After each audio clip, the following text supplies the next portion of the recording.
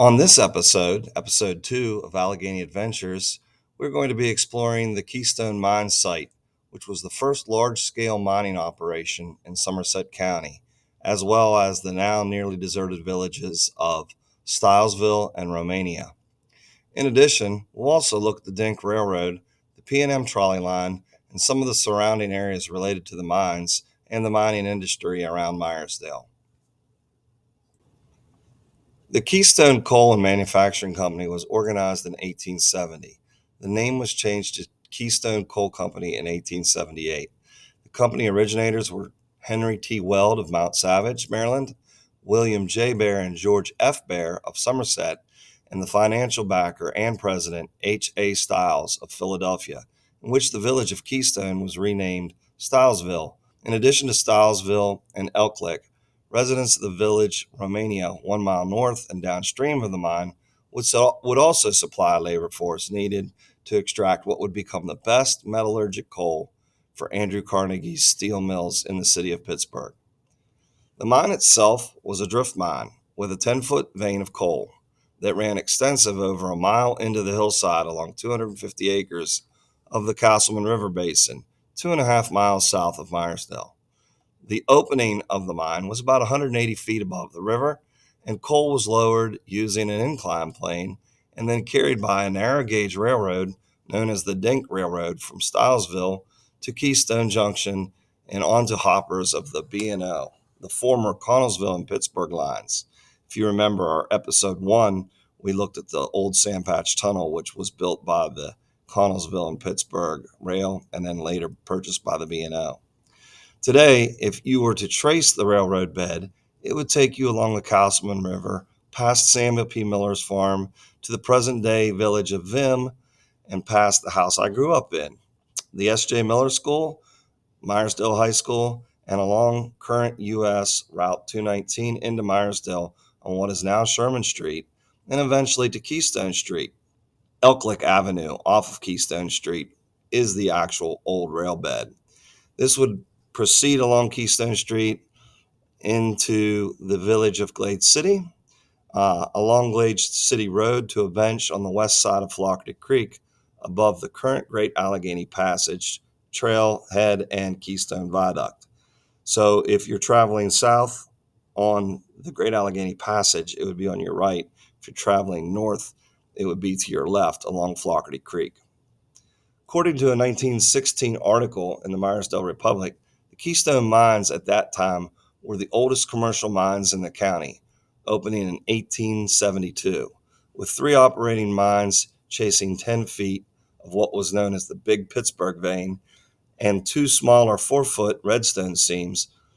The original Keystone mine produced between 400 and 500 tons daily, with about 100 to 115 miners from the villages of Romania and Stilesville. And by 1915, the company had become fully electrified and increased production to 1,000 tons per day and employed around 200 men. Today, the Shaw Mines, Big Atlantic, and Keystone Mines workings are part of the Shaw Mines complex. That includes 3 drainage stations, with the Weir 11 station being the primary drain for the old workings that were from 1870 to 1900. The extensive network of Pittsburgh Deep Mine acts as the groundwater underdrain for the Shaw Mines complex. So groundwater recharge to the coal basin ultimately drains to the Pittsburgh workings via large fracture zones created by roof sagging and collapses in these deep mines. Once the water reaches the deep mines, it flows down slope and discharges from old headings and enters the Castleman River, or one of its tributaries. Several attempts from the 1930s to present have been made to contain the drainage and effectively clean the discharge.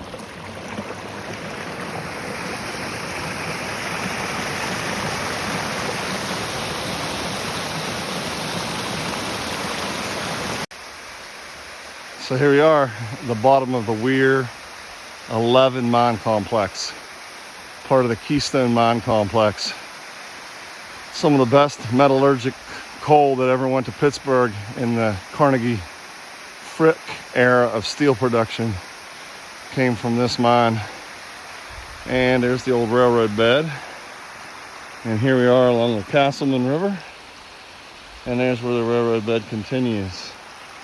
Coal would have been loaded off of a walled structure that would have been here onto the railroad cars. And across the way over there would have been the town of Keystone, 1870s. And there's only 2 houses left from that town, but there was about 120 houses at one time, according to the 1876 map.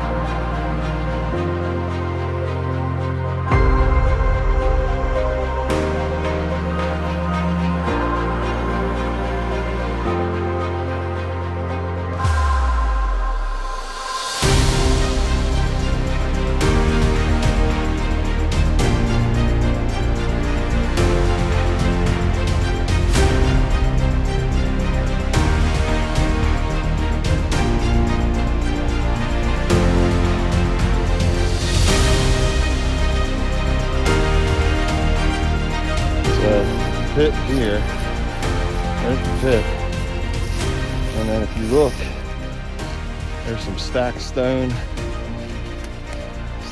foundation right there. There's some flashing in the metal roof. Definitely early.